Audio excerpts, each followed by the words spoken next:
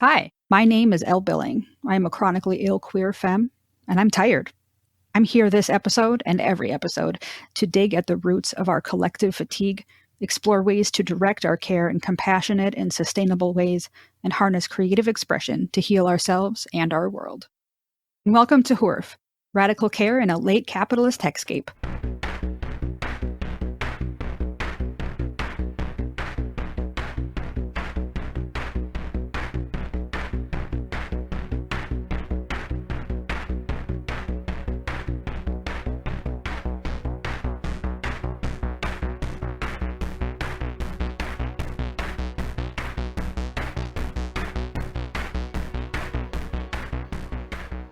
My guest today is Nicholas Leeman. Nicholas Leeman is one of those folks whose career journey took a long, meandering path that has not yet ended. Currently working for the University of Minnesota's College of Liberal Arts, Nicholas also reviews board games on his YouTube channel, GLHF Board Games, and works summers as a PA announcer for the Minnesota Twins AAA affiliate, the St. Paul Saints. Nicholas makes his home in Minneapolis, Minnesota with his son. I'm excited to have him on the podcast today to talk about all things gaming. Hello, Nicholas. Elle, how are you? I am here. How are you? I am much the same. Physically present and eligible to listen and speak. That is the most anyone can ask of anybody right now. Yeah, we are vertical and ventilating. Yes. Yes. My dad asks how I am, and I say, I'm peachy. And he's like, inside it's just the pits. Like, true story. Wow. That is such a classic dad response, too. Like, yeah. Yep. I'm all about the dad jokes. Yep. Yeah.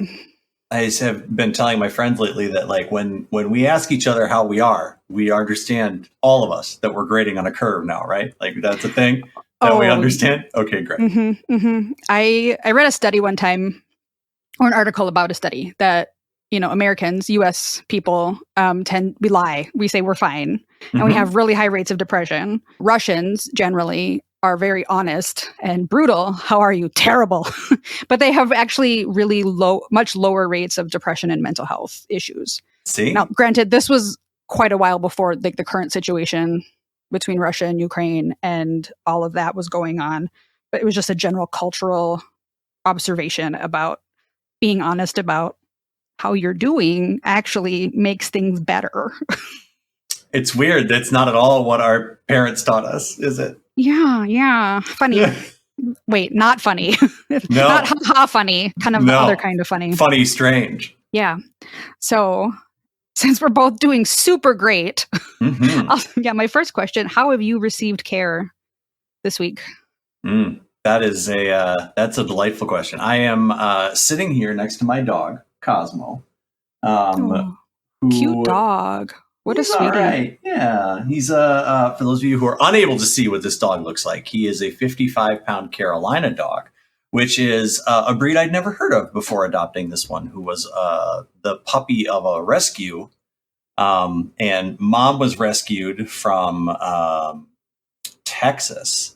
And she showed up to the foster facility and started gaining weight really fast. And they're like, that's weird. Why is she gaining weight so fast? Funny. There's an obvious explanation. And that was it. So we got a dog. This is Cosmo. And he has been teaching me lately that everything is in the moment. Dogs do not care what is happening an hour from now or a day from now or a week from now. They want treat. They want run. They want sleep. And does your dog play with a ball? He does, yes. Yeah. My dog is ball obsessed. She obviously can't read a clock, but she can tell time. And so every day at noon and every day at 5, she gets really antsy and wants to go outside and wait for my dad to come home, because that's when he comes home, when it's not planting or harvest. And she will go get the ball and set it on the porch and wait. And then she just loses her shit when my dad comes home and they play ball, and it's really cute. And that's like there's a word for that. It's not like Euclidean or Eurythmian, because that's the Eurythmics, but there's an innate sense of a body feeling, right? Like, it's not that your dog or my dog is like, oh, it's 11 o'clock in 1 hour. I shall be ready to play. Like, it's just something about innate sense inside them that's like, now is the time. And so they are completely in touch with, how am I feeling at this exact moment? And I'm going to embrace that. I mean, they also lack certain cognitive ability to guess the future and present themselves in a way that is outside of that timeline. But I have been learning, all this is to say, I have been learning from my dog about being present and being in the moment. And that is a way that I have received care. That's really nice. Dogs are great for that. And is there anything that still needs care, like, or needs to be held gently right now in your life? Yeah. I mean, you don't have to get into it, like, if it's really personal, but like, yes. Okay, fine. Moving on. Yeah. Yes. I think a lot of us are in that position where there's just a lot going on. Like, I feel right now like I'm holding a lot. There's just a lot happening with everybody in my family and my close circle of friends. And it's like, how are we holding so much? I don't know. Yeah. Well, warmth and light to you, Elle. And same to you. Which, Groundhog Day yesterday, as of this recording, it'll go out later, but I talked to my niece yesterday and she said, the groundhog saw his shadow and it's 6 more weeks of winter and I am so over it. She's like, I want it to be warm. Big same. Yeah. She's like, I'm just so over winter. Well, she has to walk to the bus stop every morning. So I mean, that's just certainly she's done. Not she's helping. done. Yeah, she's done. Do you have any kind of creative practice? I know we were both theater students at the same, but same university, different time frame. We didn't overlap at all. Correct. So are you still involved in improv? I am. Yep. Great. I still dip my toe back into that giant lake every once in a while. I also work summers for the St. Paul Saints, which is a AAA baseball affiliate of the Minnesota Twins here in the Twin Cities of mighty Minnesota, where I am from, which is less improv than, for slightly bearded cis white men standing on a stage and asking for, your favorite meal and your favorite book. And then proceeding to ignore that information for 45 minutes. But that is, it's artistically fulfilling. It's a delightful job. I can't recommend it enough. And also I have escape room deal, but there's no escaping. It's just you and your friends come and hang out and participate in game show games for an hour. And I'm hosting that and it's delightful. So it's like an escape room you can never escape. You're just stuck there. No, it's the opposite of that. It's an escape room. You're welcome to leave at any time. Oh, see, that's my kind of escape room then. Like, it's consent-based. You get to leave when you want. Yeah, I do this whole thing right before we go in where it's like, this is the bathroom we're walking past right now. You don't need to ask permission if you want to use it during our hour. You can just go. It's fine. Oh, that sounds like definitely my kind of like friend fun event. My brother, with a company he used to work for, they went on like some team building escape room thing. And like, that sounds like the worst corporate work event ever. Yeah. If you ever wanted, you have to really want to be around your work friends to do it. And you don't. You don't. Maybe one, if you're lucky, 1 or 2 that you really like and like would do that separate from, but there's always, Steve from the other department who's just ruining it for everybody. Always Steve. Yeah, it is. And there's always a Steve. Like, every workplace has a Steve that you just, when it's mandatory fun, enforced compliance, you're like, oh, why am I on Steve's team? Yeah. And there's Steve 1 and Steve 2, right? Like Steve 1 is like super into it and like forcing everybody to go along with him. And like he's hyper competitive. Yeah, like 100%. And then Steve 2 is like, I do not want to be here and I will ruin this for anyone who comes anywhere near me. I might be Steve 1 because I don't usually want to go to those things. But once you get your hooks in me, I'm like, ride or die. All right, well, now we're doing this, right? Like, I didn't want to be here to begin with, but I'm here now. So here we go. It's like, I'm going to win. I'm going to prove I'm smarter than everybody because I feel threatened when I'm not. Oh, It's like, let's unpack that trauma. well, I don't think we have time for that. No, we don't. And we definitely don't at a forced fun corporate work retreat. Absolutely. Time and a place, Elle. Time and a place. Yeah. Yeah. And it's definitely not in an escape room. Listen, I just need to find the green marker. I don't really want to talk to you about your mother's expectations of you or why. Oh, God, you hit it right. Oh, right to the heart of it. It's like, why do I feel threatened by having female supervisors? Oh, wait. Oh, wait, I got there. Oh, yeah, I got there during trivia. So those are your creative outlets, and they're also like paid gigs, which is great. It's it's funny. I'll tell people that like I have a lot of jobs, but I like all of them. That's great. And it's very strange to be in a situation where I used to work in a job that I hated and would find other jobs because I wanted something to do to sort of occupy my time and also, keep me in beer money. And now it's just like there are opportunities come up and I'm just like, I don't think I want to do that. I'm sort of growth mindset of being able to say, you know what, I have enough on my plate. And while that does sound like fun, I don't have the capacity for it. Yeah, that's kind of a nice place to be able to say, no, not going to do that. Yeah. So you mentioned like you're sort of the facilitator for this like game show gaming place, but you also do game reviews. I'm trying to remember, like, have you developed your own games? No. Have you made board games? No. At least not available to the general public, right? Like, right. Yeah. Yeah. They're more hey, let's try this. Yeah. Like, hold my beer. we have designed a couple of fun, what we call experiences. And we'll get to the continuum of what is a game and what is an experience in maybe in a little while. But no, I review board games for a YouTube channel called Good Luck Hi-Fi Board Games. And that has been going on for 3 years now. Cool. That's fun. It is. It is a delightful way to... That is one of those things that does not pay, right? Like, I mean, it's like somewhere between $10 and $20 a month, which is not... Like, it barely covers any hosting kind fees. Of cost, right? Yeah. Like, let alone paying for...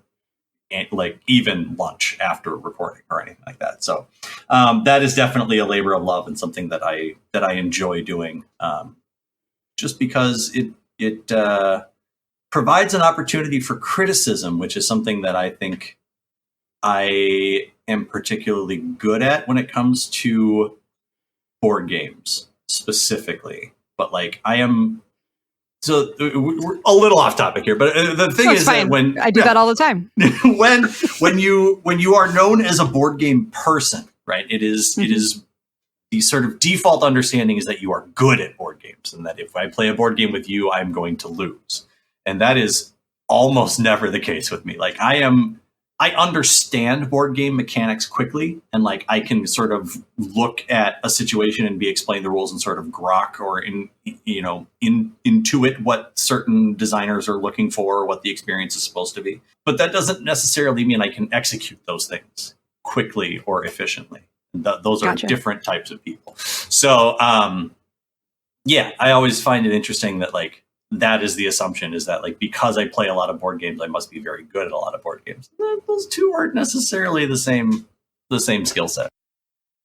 So since we can just jump right into what is the difference between a game and an experience? So I mean, how long have you been into games and board games and experiences and just so I'm a little baby gamer. Like I'm mostly gamer adjacent. That's nice. You're off. Yeah, I'm gamer adjacent because I do not grok games. Okay. Like I went from Nintendo NES to like Game Boy, and then anything beyond that with more buttons, like I could not conceptualize. It was too complicated for me, and it was very stressful. Okay. Like the most complicated game I think I can play now is maybe Untitled Goose Game. I got frustrated playing because there were two people telling me how to play at the same time. And my ADHD couldn't. Yeah. Which was undiagnosed at the time, but now I know why. Yeah. I just have a really hard time conceptualizing game space. Well, and you had 3 streams of input at that point, because you had the 2 people telling you and the game itself, like projecting its and we were playing in like on you. duo pair mode, so there were 2 geese. It was my goose and the other goose, and I was playing with somebody who had played before, and it was just, there was so much happening. I gave my controller to somebody else. Yeah. So I really enjoy watching other people play games. Okay. And there are some board games and like collaborative board games I really like. Yep. We played a lot of like family games when I was growing up, but I would say gamer adjacent is a really good description of me. Yeah. So I think that so the philosophy that my friend group and I have sort of come around to is that you have the difference between a game and an experience is not like one or the other. It's definitely a continuum. And I'm holding my hands up, but you can't see that. Right? On the right side of this continuum, you have an experience, which is something that happens to you. You might be there and you might be acting it out, but you have no agency in the process. It is occurring without your influence. Okay. And over there, you have like Candyland, right? Like Candyland is not a game. Candyland happens to you. You shuffle all of the cards, you reveal them one at a time, and you discover the predetermined outcome by the shuffling of the cards.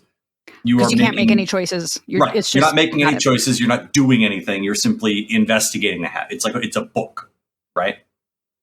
In the middle, you have what could be what appears to be a game, but what can feel like an experience. And in my opinion, I'm going to get so much flack for this, but in my opinion, Pandemic is the exact middle of a game and an experience. So Pandemic, for those of you listening, or for you, Elle, who may not know what this is, Pandemic was one of the very first cooperative board games that sort of relied on asymmetric player abilities to accomplish a goal that was very unlikely to happen. The idea behind this is that you are probably going to lose this game, but the excitement is finding out how and why you are going to lose the game. Oh, and cool. Again, we come back to the functional mechanic of this game is a single deck of cards that will repeat itself. It's various cities on a world map. And if those cities come up too often, they outbreak and then more and more things happen. So it is possible through good choices and through a near encyclopedic knowledge of what that deck contains to be able to mitigate some of the repetition in the cards. However, it is much more likely that an average group of players playing an average game of Pandemic is going to influence it only a little bit, which is to say you're only going to extend the time that you were there playing it. You will eventually lose, and it will be because of this deck of cards that has happened to you. That hits a little close to home, actually. Yeah, I mean, it's like, oh, that's a little too real. Yeah. And then on the opposite side of that, right? It's literally the Pandemic. On the opposite side of that, you have like a true game, which is chess, right? Or some other kind of game in which there is no randomness at all. It is 100% even for both players and comes down to the ability to manipulate the board state or the opponent in such a way that you are going to win because you are the better player. And every game falls somewhere along that line of continuum. But that's sort of the general thrust of. That's helpful. Thank you. Yeah. So how long have you been involved in games and experiences? Well, I mean, who among us, right, has not played Candyland as a child? And or Uno. Monopoly, right? Or like somebody's mom or aunt or grandma. It's always a feminine personality in your life that sits down and teaches you cribbage. Like that's the first person. My sister and her fiance play cribbage, and my dad knows how to play cribbage. I have never learned how to play. I didn't know my sister knew how, but I guess it's like a thing she and her fiance do to kind of wind down at night, and I thought that was really neat. Yep. And so, I grew up playing that, but then like never really got into hobby board games, which is, anything you won't see. And again, 5 years ago, or even, 3 years ago, we would say anything you don't find at Target is considered a hobby board game. But now we're getting a lot of hobby board games showing up in places like Target and other similar establishments for your more national viewers who are not Midwestern ride or die Target fans. Can you tell we're from Minnesota? Probably for me, originally started in or around like 2005, 2006. Okay. So almost 15, 16 years now. I just thought of another game we played when I was growing up. The farming game was really popular in our house. Oh. You've played Is that just one? a clever way to get you to do your chores? Is that what? No, like I did surprisingly little farming growing up. I'm allergic to everything. But like I didn't grow up playing Monopoly. I grew up playing the farming game. Okay. Which when I was describing it to a friend who had never played it, I said, it's like Monopoly, except instead of one person winning and making everyone else go broke, everyone goes broke together. Aw, delightful. Yeah. I mean, like real life. Yeah. No, that was one of my favorite games growing up. Was the farming game, just because it was different and no one else had ever played it. Yeah. So where would you put games like role-playing games in the continuum of experience? Yeah, to that's games? a super good question. I'm just in my first campaign role-playing game. We're doing index card RPG. So it's a lot, I think, easier and beginner friendly than something like D&D, which would be more Dungeons and Dragons, which would be probably more recognizable to a broader audience. Because I find D&D intimidating, and absolutely. I wanted to join, but I was like, oh, everyone else has like so much more knowledge than me. But all of us are new at index card, and the rules are a lot more flexible. Mm-hmm. So, and I found out I am much more violent than I thought I was. Who knew that given a consequence-free environment, you would start solving all your problems with violence? Yeah, given a blaster and a shape-shifting life form, at the slightest annoyance, I just shoot people in the head. Just like, oh, who has time for this? Come on. Yeah, it's like, oh, come on. I'm hungry. I want some space food. Let's go to that space. Oh, yeah. So, yeah, it's a lot of fun. Yeah, so I think you understand the appeal. So it's going to come down to a lot of different things, and I keep hedging my answers for you. I feel bad about this. I'm never giving you a straight answer to any of your questions. Just for the record, like I said before, I have ADHD, and when I listen back to the recordings, I find I couch a lot of what I say in multiple parentheticals. Okay. Because I'm like, well, I can't just say a thing. There's multiple levels of like couching it and hedging it and making sure that I've included all the possible caveats to what I'm about to say. Yeah. So this is very normal for you to hedge my questions. It's fine. Yeah. That's how I talk. You know, as a cis white male, it is sort of incumbent upon me in this, the year of our Lord 2023, to always think before I speak. So it is one of those things where I'm always much appreciated. Okay, what am I going to say, and am I going to phrase it correctly? So I think the question, to circle back to 8.5 minutes ago when it was asked, is like, where does a role-playing game, specifically like a paper and pencil role-playing game, a tabletop role-playing game, fit on the continuum between game and experience? And my answer to that is it's going to come down to two factors. The most important of which is, who is the GM? Who's in Dungeons and Dragons, to be the dungeon master? Who's in charge of the game? And there are certainly game formats and structures and systems that have no GM, right? Everybody's just sort of experiencing whatever it is, how it was built, et cetera, together, and nobody's sort of in charge. But most of these systems have someone who's written the story, someone who's built the dungeons, someone who has gotten several experience levels worth of fights to have in the future, and is sort of just letting the players discover that as they go.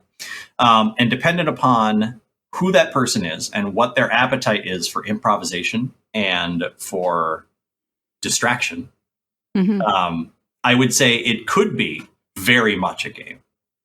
If you have a game master who is willing to be like, this is the story I planned for this group, but this group is far more interested in going over here and talking about or discovering this cave that I only very loosely mentioned as a world building exercise, then in that case, it's a game, right? If your game master is willing to let you guide them and provide walls that are far apart, but more or less around where you want to be, then that's a game. If you have a game master who is like, I wrote this is what we're doing. Like, I know I mentioned that cave and you all want to go over there, but when you get there, it's closed off like the tomb of Christ. Okay, now let's go back over here. Like, it's one of those things where it's like, that's not a game anymore. You're reading a book to people and sort of like letting them interact with it only in as far as you desire. And that's like those choose your own adventure books that we had when we were kids. And like, there's a limited set of outcomes. Yep. Okay. So that would be my answer to number one. That's the number one thing. And the second thing would be the system itself. Like, what sort of interactivity or what sort of influence does the system that you're playing in allow for negotiation or moving the plot in different areas? So I would say yes. Yes. Yeah. Great. I love answering either or questions with yes. Yes. Question mark?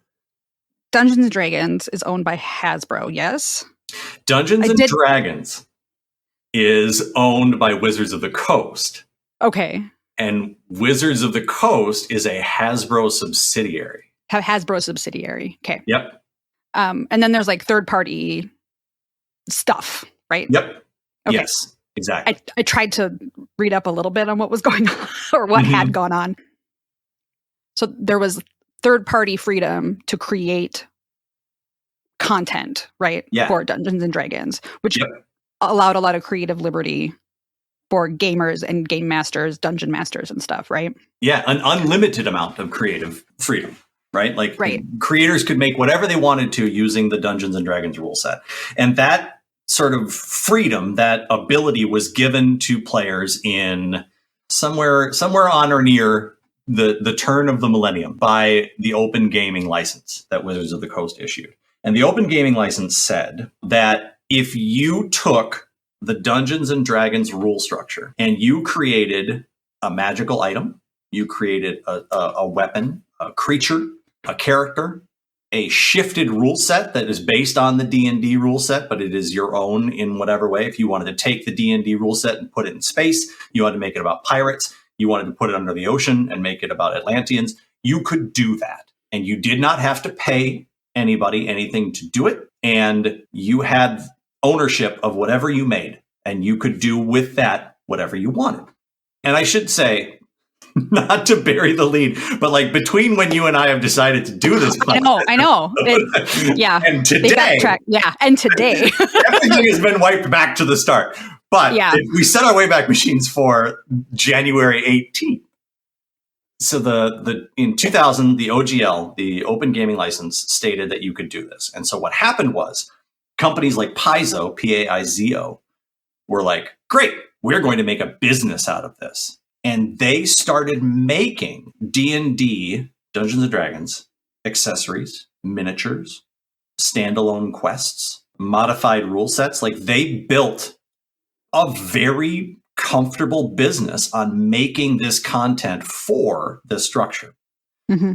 Now, not only that, but you start talking about groups like Critical Role, which is a video podcast that gets together content creators and gaming celebrities together, and they run through adventures on the Dungeons and Dragons rule set. And this is incredibly popular, especially in the last 5 years.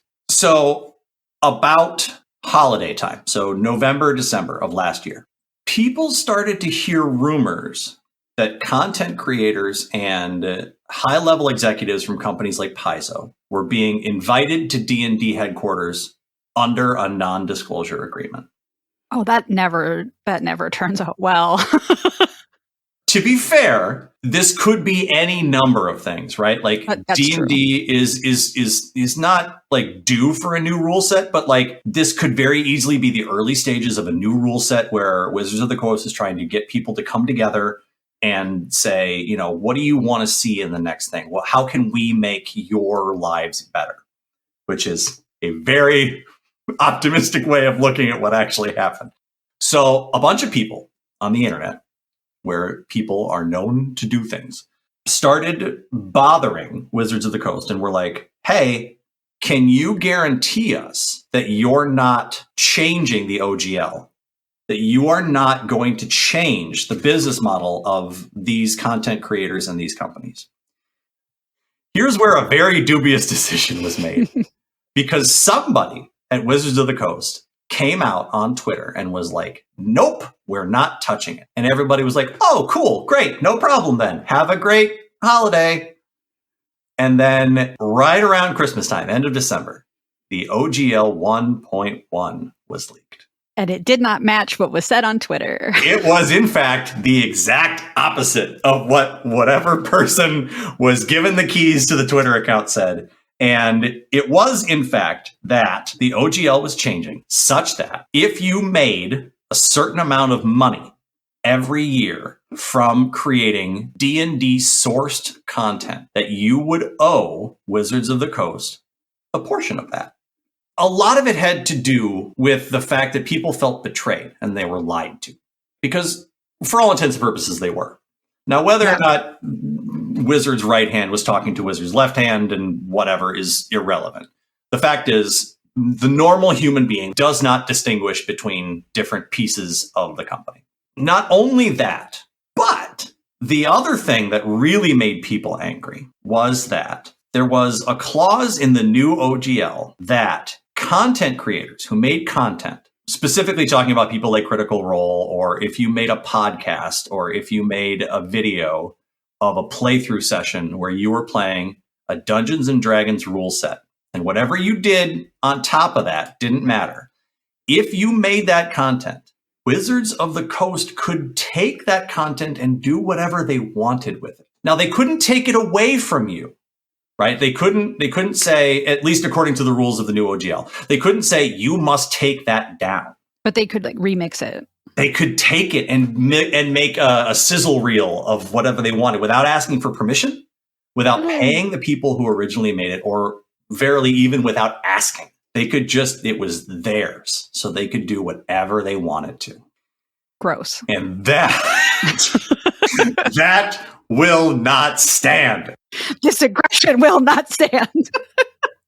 And the royalty fee was 25% on all revenue in excess of $750,000. So if you made $750,000 and $1 in a year, you would pay a quarter. Now, this is all since Wizards has backtracked and said, no, we're wrong. We were sorry. But like they tried to do this. It got past the trying stage, right? Like if there had not been a significant internet backlash, this would be the reality that we'd be living in probably within the next 30 to 60 days. It's funny to me because this is a situation where, $750,000 is a lot of money. Anybody who's looking at this and is seriously considering getting into content, as we mentioned before, I've made YouTube videos of board games and I make $15 a month. So to get up to $750,000, right, that's well out of my league. But there is a thing about people who do this and they want that hope. They see themselves as being someone who is going to get to that level someday, right? Yeah. Like this is the same thing that prevents low-income people from voting on taxes for rich people. They always see themselves as they're going to get there someday. They're one or two really good decisions away. They're one or two lucky things away from being a millionaire themselves. And they're protecting their future interests at the expense of their current and perhaps more likely their realistic future. Mm-hmm. So there's that element to this as well, where people were like, but what if I make that money someday? But more importantly, it's the fact that like you lied to us about it and you didn't ask us to use our stuff. Yeah. And like the assumption was that we're going from an open space. We're all friends here. We're all living in these dungeons and these dragons are all ours, to these are our dungeons and our dragons and you can use them, but only under these circumstances. Yeah. Yucky. The happy ending, the silver lining, the sunrise on the other end is that there are companies who are willing to listen. Yeah. When consumers speak up. Well, and also don't mess with gamers. Right. Yeah. I mean, that should have been lesson 0. Really don't mess with people who spend half their lives on the internet. And like, not for nothing, but like, if you're looking to piss off a bunch of people, it should probably not be people who pore over rule sets looking for loopholes 10 hours a day, because they'll find them. Right. And not just that, but like, as a group, to meet a collective end, like who work collectively to meet an end as part of like a campaign. Yeah. Like, I mean, I'm only gamer adjacent, and I know that much. Yeah. Like, and like, whole point is like to achieve an end together as a group, right? Yeah. Small battles to get to the big boss battle. Like, Hasbro, you're the big boss. We're gonna beat you.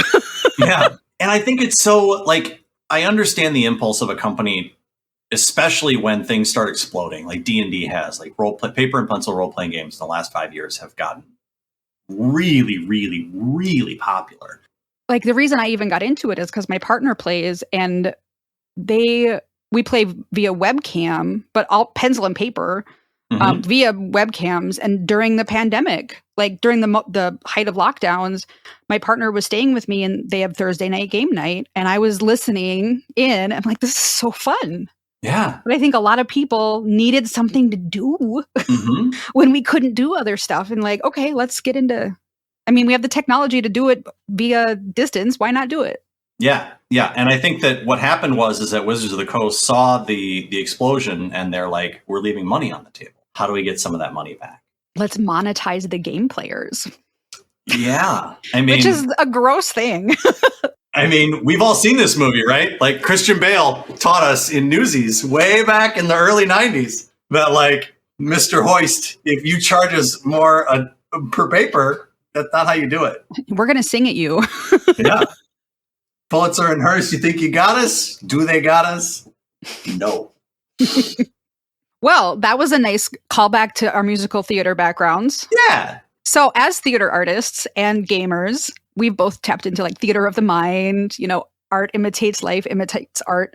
I mentioned before, I'm a brand new RPG gamer player. You've been involved in games and experiences for a lot longer than me. But I've kind of noticed in poking a little bit around on the internet and just in playing a bit that there's a nice corollary between like the roles within a campaign and like our own roles in like social justice and resistance work. And I know when we were emailing, you did want me to ask about how words like social justice warrior are like thrown around as insults, supposedly, on the internet. I was wondering if you could like add to some of that, or add a little bit to my very maybe naive observations. That's not the word I'm looking for, but cursory, surface level observations. We need bards. Not everyone can be a warrior, really, is what I'm getting at. We need healers. We need artists. We need mages. We need all types to accomplish the thing. Yeah, and I was so glad when you were curious about that, because it's very insightful. Like, those roles, for people who aren't familiar with role-playing games, or for maybe people who play more video games, online role-playing games have sort of boiled all of that down into 3 different types, right? You have a tank, whose job it is to attract attention and keep all of the bad guys focused on them, because they're very resilient. They can take a lot of damage so that the other 2 roles can do their jobs. The other role that everybody's familiar with is the damage dealer, right? These are people whose job it is to deal damage. And conversely to the warrior or to the tank, they deal a lot of damage but cannot take very much themselves. So the tank's job is to keep that attention focused on them so the damage dealers can do their thing. And the healers, their job is to make sure that the tank is taken care of, because obviously they can't stay there forever. And also, should something terrible happen, the damage dealers also need to have their health reinstated as well. And those roles map very nicely onto social justice and protest work, because you have the people who are high profile, whose job it is to stand out in front and be like, look at me, I know what I'm talking about, and I can bring visibility to this case. Sometimes this role gets problematic in the form of white saviorism, white knighting, and a lot of people who are working towards the best interest, but working against the group. They're there to, start up the GoFundMe and then take all the money and run. But for the most part, you need these people who are highly visible, who have the ability to bring a lot of attention to the cause. But who are also resilient and can handle the negative press as well. Who have the ability to kind of shake that off and be like, I'm used to dealing with a lot of attention, and so I can deal with that. You have the people who can actually do the work. These are the damage dealers. These are, I'm looking at members of the congressional squad, even Katie Porter to a certain extent. These people whose job it is to actually do the thing, to make these things happen. These could like also be like the people who are doing the marches. They're the people who are doing the actual physical and educational labor. Yeah. We might not know their Teachers. names, but they're the ones who are getting shit done. Yeah, changing the hearts and minds of people actually doing the work of changing these things, getting signatures, door knocking, like doing all the things that are boring and time consuming, but have to be done and are much easier to be done if nobody's like hounding you while you're doing it. Mm-hmm. And then you have the healers. This is where artists come in. By artists, I don't mean specifically like movie stars, because those are the tanks, right? Those are the people who are like holding the flag and leading the charge, and to a certain extent. You have Sarah McLachlan singing under puppy eyes, right? She's bringing attention to the puppy mills. Okay, that's kind of funny because just the other night my mom was like, Danielle, look at the puppies on TV. And I was like, no, the puppies make me sad. Like I can't look at the sad puppy commercial. Yeah. But you have, the artists who are inspiring people, who are giving people these reasons to do it, who are telling the stories of the people who are actually being affected by this when they can't tell it themselves. Always better that they be able to tell it themselves. But in situations where they can't, you have these people who are interpreting that and who are bringing motivation and healing and light and care and help, food, money, whatever it takes to the people doing the actual work and making everything bearable, making it all possible. Also, like actual healers, like street medics and people with medical training. Right. And that's like less of an analogy. Yeah, that's more of a literal translation. But yeah, like actual healers, like the people who run water stations and things like that. Yeah, absolutely. Now, this, as I was thinking about this, it was something that I'd actually been thinking of for quite a long time. I was invited to talk to some kids who were working with my wife. They were learning theater, and they wanted to talk about, what is it, as a theater artist myself, as someone who makes their living in various different places off of their theater background, they wanted to talk about this. And in the course of conversation, social justice came up, and one of the kids is really into Dungeons and Dragons. And I was like, listen, these two things work together. So like when you asked this question, I was like, yes, we've been talking about that for years. The change that is recent, though, is this model holds up in a game environment where there is one boss, where there is 5 mini bosses all fighting in the same area, right? Mm-hmm. You can have a tank grab the aggro of 5 people or of one person and keep them focused. Where it breaks down is we don't live in that world anymore. We live in a world where there is no shortage of antagonists. And they are very, very, very capable of doing more than one thing at the same time. Yeah, we get so overwhelmed because there's so many things all the time coming at us. And these bad actors, it's not like if you shut down one of their Twitter accounts, you've silenced them. No, they'll make another one. They'll make 10 more. It is exactly like fighting a Hydra. And we need to find a better way of fighting these fights. Mm-hmm. And I don't think that negates this analogy. I think it just needs to change our party structure a little bit. Thank you for joining us on this episode of HORF. To view the complete show notes and all the links mentioned in today's episode, or to get a full transcript of the episode, visit horfpodcast.com. That's HOORF podcast.com. Before you go, make sure you subscribe to the podcast so you can receive new episodes right when they're released. And if you're enjoying our podcast, I'd love to have you leave us a review in Apple Podcasts. Reviews are one of the major ways that Apple ranks their podcasts, so even though it only takes you a few seconds, it really does make a difference for us. Become a patron. For $3 a month, you can support the creation of this podcast, pay my editor, and join a community of fellow caregivers out here just doing our best. Thank you again for joining me, Elle Billing, in this episode of HORF. Until next time, be excellent to each other.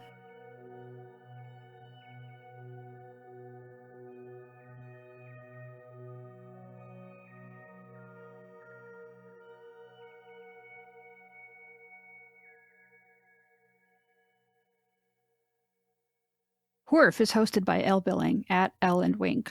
Audio editing by Ricky Cummings at Ricky Poo. Music composed by Ricky Cummings. Whorf is a production of Elle and Wink Art Studio, all rights reserved.